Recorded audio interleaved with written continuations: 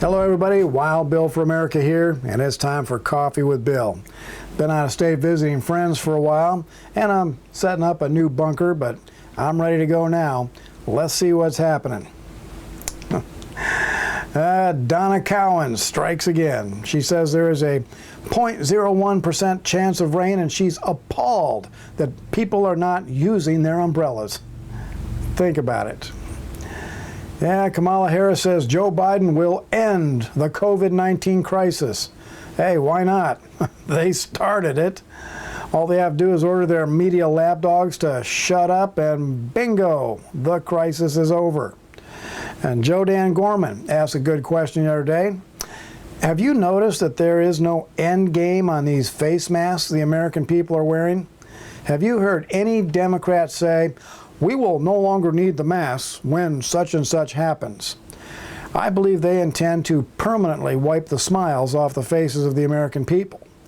The only reason Americans aren't wearing duct tape over their mouth is because the Democrats have not figured out how to fool us into that yet. And no, I did not watch the Democrat National Convention for, well, the same reason I don't drink out of the toilet. But I was surprised to hear that they said the Pledge of Allegiance and sang the national anthem. I figure they're probably in a panic to woo back black voters who have finally gotten disgusted with the morally filthy politics of the Democrats. But I now see here that they intentionally left the name of God out of the pledge. Yeah, I guess that would have just been too painful for them to say that name. Well, guess what, Democrats? The day is coming when every single one of you will kneel before the Lord Jesus Christ, and you will confess that He is Lord. Dawn Larson posted a picture of Black Lives Matter sprayed on a bridge. Well, someone added an O to it, and now it says, Black Olives Matter. I approve. Here we go. American universities, the stupidest places in America, according to Dennis Prager. Fordham University is under criminal investigation for punishing a student who posted a pic on his Instagram of him holding a rifle. Austin Tong dared to honor a police officer who was killed during the recent protests. Good job, Austin. Universities need 1 million more just like you. Well, Fordham University removed Austin from his leadership roles in student organizations and required him to complete bias training, aka girly man training, and forced him to write a letter of apology for being threatening and intimidating. Yeah, it's pretty clear who's being threatening and intimidating here. This is typical left-wing bullying, trying to stomp out freedom, patriotism, and support for law and order. But Austin is fighting back. He has filed a lawsuit, and as I said, the Department of Justice is investigating Fordham University for possible criminal charges. That is exactly the kind of courageous pushback we need on every campus in America. Football legend Herschel Walker is calling out the Democrats for playing the race card too much. Yeah, Herschel, you should have been around 10 years ago with that message.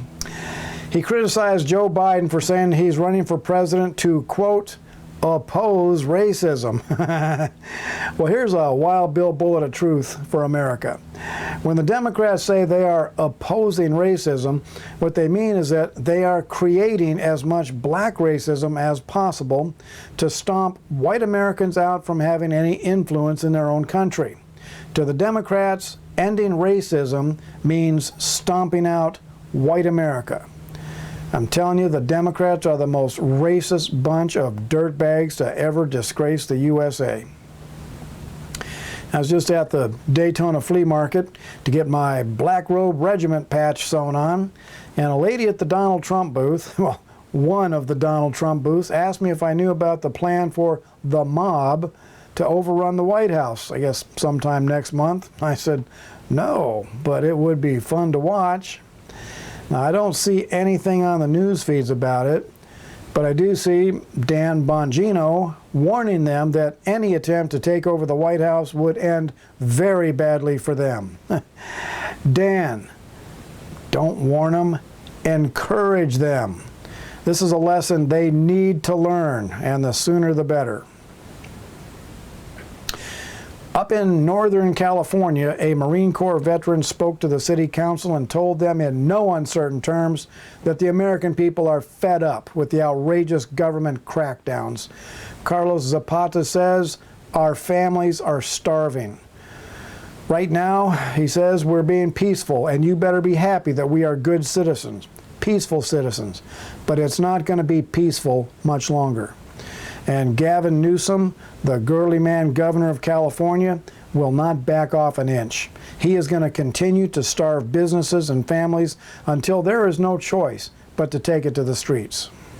Mr. Zapata said another thing that we all need to shout from the rooftops. He said, "Quit masking and muzzling your children. The psychological damage you're doing is horrible." And I would add, the health hazards of those foolish masks are also horrible. Pediatricians are declaring it to be child abuse. Those masks are toxic. Now, the WorldNet Daily article calls Governor Newsom a very liberal Democrat. I call him a very satanic Democrat. We need to start using that word. It fits. You know, the people in Northern California are in a bad spot. They cannot ever vote out the evil Democrats who are destroying their families because their votes are always overrun by the godless, America-hating perverts of Los Angeles and San Francisco. And that is why Northern California is considering breaking away to form a 51st state where they will once again have some say-so in the politics of their country. Oh man, Pope Francis says God does not want his name to be used to terrorize people. All right, what is crazy Frank up to now? He says, "We call upon everyone to stop using religions to incite hatred, violence, extremism, and blind fanaticism." Well, Pope Francis, 99% of that is on the religion of peace. You know, your best buddies, the Antichrist religion of the Middle East, who live and breathe violence, hatred, and terrorism. And here's a news flash for you, Pope Francis. There's only one group who are called by the name of God. Well, two groups. Born-again Christians, Protestants, and the Jewish people, who are obedient to the Lord and do not engage in terrorism, hatred, or blind fanaticism. And while we're at it, Pope, I understand that the Catholic Church is lining up with Islam and militant liberals to add more names to the Fox's Book of Martyrs. Perhaps you would care to comment on that. This is Wild Bill for America. Thanks for watching, and America bless God again.